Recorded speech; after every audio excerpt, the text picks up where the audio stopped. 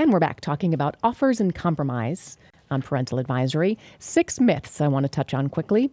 The program is a scam. Some people think it's just an IRS scam.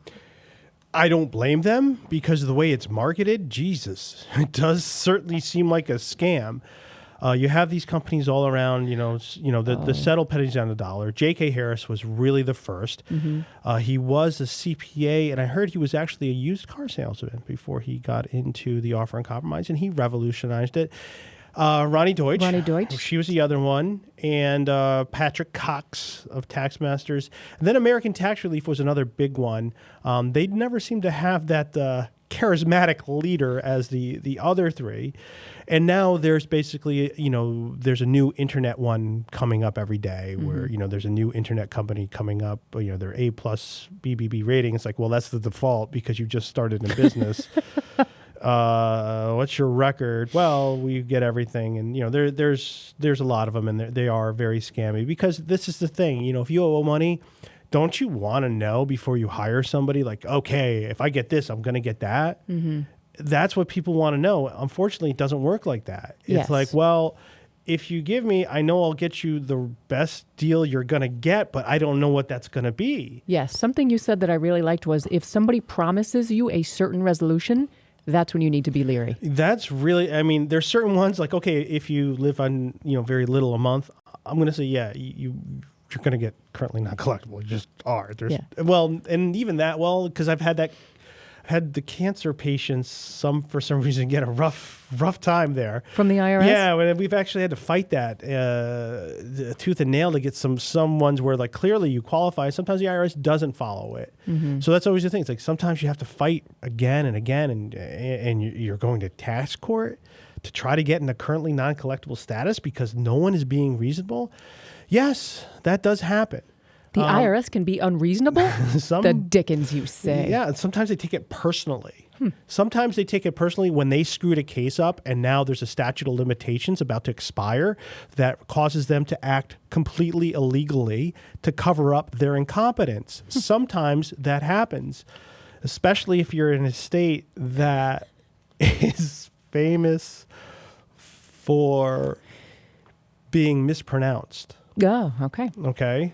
Got it. That's the best I'm going to say on that one. Okay. Myth number 2 actually is sort of linked to myth number 1. The IRS is willing to accept just 10% of the tax owed. And again, that's because of the marketing materials. Yeah, there's a lot of those marketing materials that say proposed settlement. They just take your tax lien amount and then their proposed settlement. Look at that 10% number. Isn't that so nice? Don't you want that? Oh yeah, here's your proposed settlement, which means nothing. And it comes on something that looks like a government form too, to make it look extra. Ooh, wow. official. I want to. Wow, you're trying to trick me. It's form 11729-B. Oh, you're trying to trick me. Let me do business with you. Yes. Third myth we already talked about. The IRS pre-qualifier will tell you whether or not you should file an offer. Yeah. Don't use that tool on IRS.gov. Yeah, that is a waste of time. And there's other ways that you can negotiate. It's just not even telling you barely any of the picture. Yeah.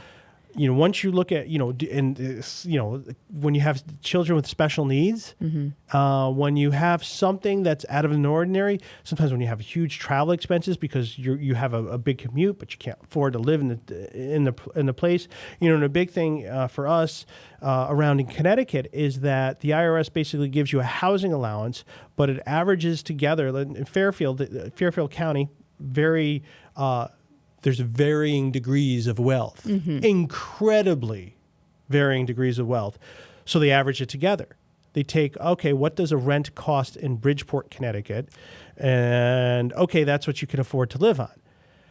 Okay, but you're going to have some problems if you have a family of 4 and you're going to try to get a rent in Bridgeport, Connecticut.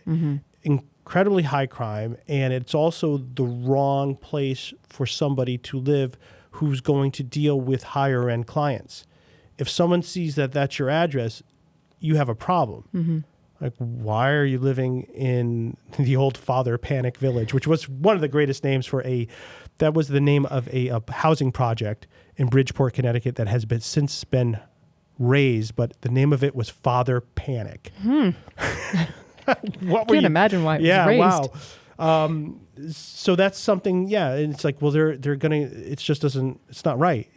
You're not going to be able to handle high-end clients and make that income if you're not able to have certain things that look right. And I mean, could you imagine a realtor who has to drive, people around in a car that isn't like an old beat up jalopy. It's not name any particular cars. All right. So myth number 4, you can file an offer as often as you want. There's no harm to be done. This isn't something you do on a regular basis. No, you never do that. That's just, you look like, you look like an idiot when you do that. You look like a complete idiot. The IRS isn't going to take any of them serious. Like, oh, here's his 7th offer. Well, your 7th offer actually might have been good. And this is an example of one that would be rejected. The person finally, like, okay, finally they've been filing these nonsense offer and compromise. We look at it like, actually, you do qualify. If you do it right, let's do it right. We do it right. And now they say, yeah, but you filed these other ones here before. We just don't want to accept it because you look like a shady character. And that's when we say, well, we'll put you in, some sort of alternative. And if you can show us that you're not going to submit nonsense. And actually, in that case, we withdraw our 7th one. Oh. Yeah, we want to withdraw. If you know the IRS is going to reject it, you say, and your appeal looks like, or if you're in appeals, if you're in appeals, this is, we're going to reject it. You say, okay, well, I want to withdraw it. Okay. And they'll allow you to do that because if you withdraw it, now they don't have to worry about you taking it to tax court. Right. That withdrawal means it means the taxpayer withdraw it, and now you look better. You don't look like somebody wasting their time. So that's a good thing to do. Okay, let's wait a few years. Now you submit your offer. You're back in appeals like, yeah, we did this. And, last time we were in appeals, they said, hey, let's do a few more years of compliance. Submit another one if it works. Oh, okay. All right, you're doing the right thing. Yeah. And now you might be able to get it through. Okay. Myth number 5, the IRS Fresh Start program didn't really affect offer acceptance. Well, it actually didn't if you look at the stats. I think the stats are pretty, well, no, they went... They went up. I mean, I think you're talking about a difference of 38% to 42%. So not a big difference. What it did do is for the people who knew how to calculate it, it drastically reduced the amount. Oh, yeah. And when it first came out, it really did. And that's when they did adjust it. Somewhat. Yeah, a little bit, because it was really awesome to begin with. And I think they realized that they were giving away the store there. Like, whoa. This is a little bit too much. Let's dial it back.